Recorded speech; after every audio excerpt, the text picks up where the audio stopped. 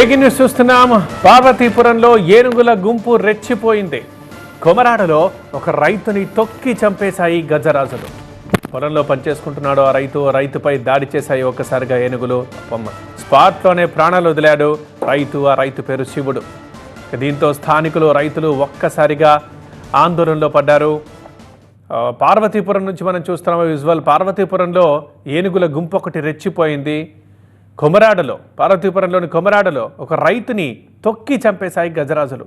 ఆ టైంలో పొలంలో పనిచేసుకుంటున్నాడు రైతు శివుడు.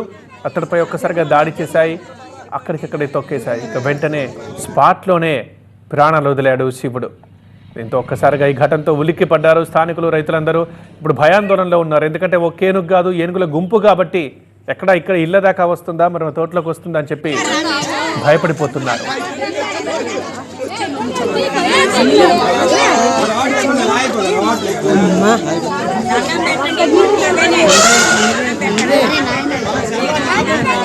దిగమన్నా